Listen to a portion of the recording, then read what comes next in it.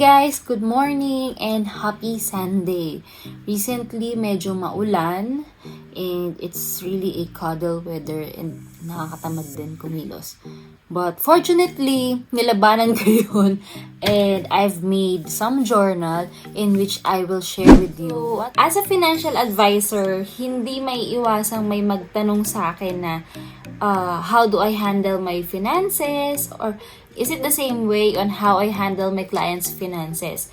So for me, I'm handling my clients' finances in such a different ways. Depende sa kung saan mas efficient sa kanila. I made them a different portfolio. It's a different portfolio in every client. I know there's a lot of way to do our budgeting, and most of the times we use spreadsheet to track down our finances.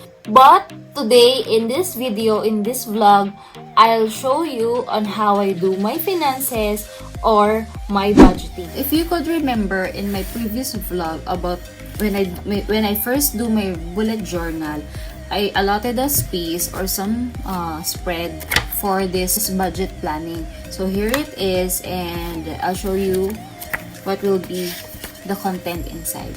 So for the first spread, I'll put our specific financial goals because I want to start the financial journal with goals so we can have our mindset on how we are going through our finances. This I will put 4 goals. First is debt-free because it is not an easy task, but it is completely possible. You should just have to make a plan and follow through. Next is learn ways to spend less because it is all about our spending habits. We need to go back to several months and make analysis of our spending. It really helps if you keep a spending journal or record your expenses. Dito papasok yung mga question na, do I spend too much on fashion, entertainment, subscriptions that I rarely even use, etc. And the last on the list are the emergency fund and retirement fund.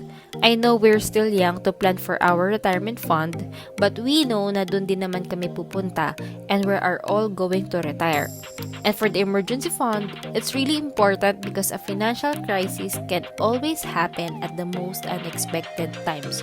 So here we just have to save up for the retirement fund, and for the emergency fund, we need to keep it easily accessible. And the next spread is the money rules, and on the right side is the financial pyramid. Actually, these first 3 spread are my references to remind us where our priorities will be. First on the list for the money rules is do check your account at least twice a week because you cannot fix what you don't know. Importante talagang mag-check tayo ng account, most especially yung history, kasi para makita mo kung meron ka bang unknown debit or double debit, and to see na lahat ng transactions from your history are valid from you talaga. Next on the list is don't allow yourself to fall into treat yourself mindset. I know there's nothing wrong to reward yourself, most especially when you achieved something. But this shouldn't be always your reason if you want to buy something.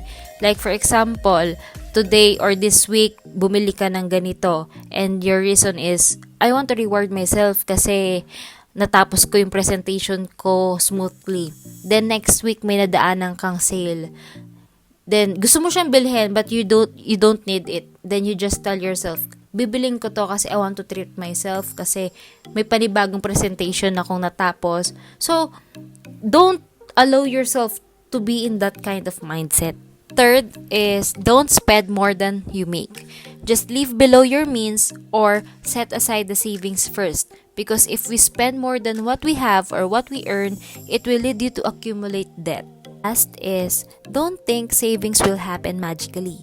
Just start today and stay consistent. Small is better than none, and you will feel so much better when you have a safety net.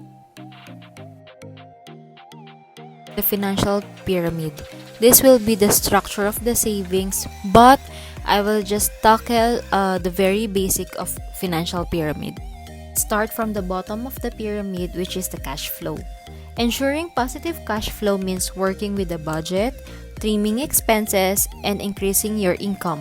Once you're settled into a good balance of paying your bills and investing, then you set a place for an emergency fund or account that should be a different savings account from your regular bank account. Managing your risk as the second part of the pyramid, which is having insurance, is hardly the most exciting part of planning, but it is an essential to have the insurance such as health insurance, life insurance, term insurance that will protect you when you encounter catastrophic out-of-the-pocket expenses in the event of sickness or even loss. Third level of pyramid is investing. If level 1 basics are covered, your debt is paid off, and you're fully covered by insurance, then you can now invest. There's the property investment, saving up for retirement fund, or saving fund for your kids' college expenses. And the top section of the pyramid is the estate planning.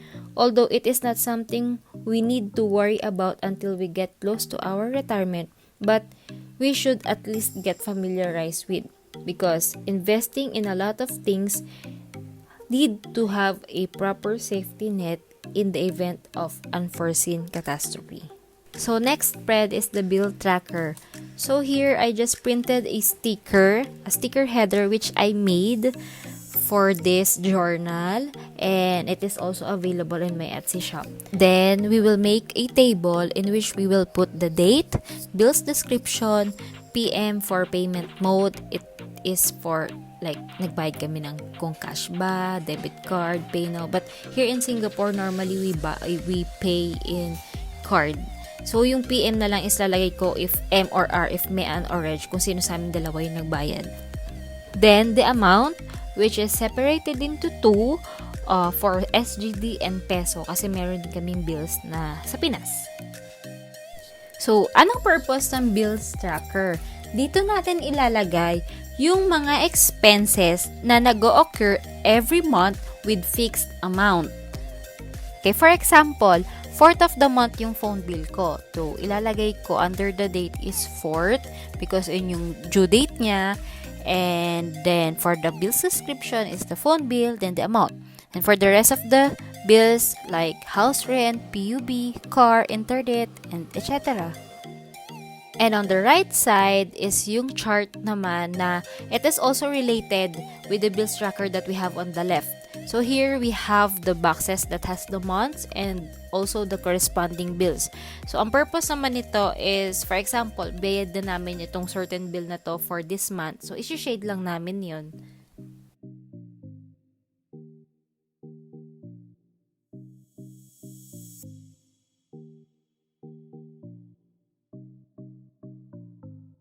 We also have a monthly spending. So, ito, mag-occupy siya ng 2 spreads sa journal kasi every month yung gagawin nating table. So, para saan ba ang monthly spending? Or ano ba yung content ng monthly spending? Ito yung section ng unusual spending mo every month. Meaning, hindi mo monthly binabayaran. For example, last month you bought a laptop. So, you will put under month of May that you bought a laptop. Then, this month, bumili ka ng bike, then you put it under this month. So, yun yung usual na magiging laman ng monthly spending mo. 2 sets of 2 spreads, so bali 4 spreads na siya. Dito yung monthly expenses. Ito yung every month na nag-acquire na expenses pero with variable amount. So, nandito yung groceries, transpo, or minsan food deliveries. So, ito yung may pinakamalaki ang space consumption dito sa journal natin kasi kailangan siya detailed. Dahil ilalagay natin dito yung budget, tapos yung na-acquire natin for that certain thing. So, for example, grocery. Ang budget natin for grocery this month of June is $300. Pero, na-acquire lang natin for the whole month is $280. So, ilalagay natin siya doon. Ito yung maganda kasi mamomonitor talaga natin kung paano na tayo gumagastos every month. Then, let's proceed with the next spread. So, dito naman yung income tracker. So, since Reg and I are employed full-time, so I'll just put the months and our names and total. So, here, I will put our salary since I'm working on sales, medyo there is a little unfixed with my salary kasi nga yung sa mga commission. So, I just put a plus sign and then for the bonus, kunyari, mga ganun, lalagay ko na lang din siya under the plus sign. Then we also have a business income tracker. So ito yung sa mga may mga side hustle, yan. Bagay na bagay yung section na to. So I'll just put the initials of every business name then because some of it are still haven't launched and the rest are already running. Meron lang kaming summary kung para ma-overview namin kung ano ba yung naging income namin from this business every month. For the last spread, I have two sections, the loan or debt tracker and the savings. So for the loan tracker, I actually put all the categories that are under credit. Example, for my phone installment, it's 6 months credit but I only have 1 month left to pay. So I'll shade the box for the month that I already paid. And last on our spread is the savings. So very ironically na nasa huli yung savings tracker but actually it should be the first that you have to fill in. Like for example, dumating na yung salary nyo. So you have to set aside first for your savings. And we're done. So let's have a quick recap of what we have in our financial journal. So first, we have the 4 goals or the 4 financial goals. The next is the 4 do's and don'ts or the money rules. Then we have the financial pyramid. Also have bills tracker, bills chart, the monthly spending, then the 2 sets of for our expenses. We have the income tracker, business tracker for those who have like sidelines or business, and then we have the loan and debt tracker, and last but not the least, we have the savings. And that's it. I hope this will help you to start your own budgeting or to start to do your budgeting. It may or it may not be on a bullet journal, but I suggest you have your you start to have your own journal or into a spreadsheet or something or anything na pwede mong matrack yung finances mo and convenient para sa'yo and efficient din siya para sa'yo. You can have your own ways. You can choose your ways on how you can do your budgeting. And in this video, I just give you some guidelines on what to put on your journal, the content of your budgeting journal.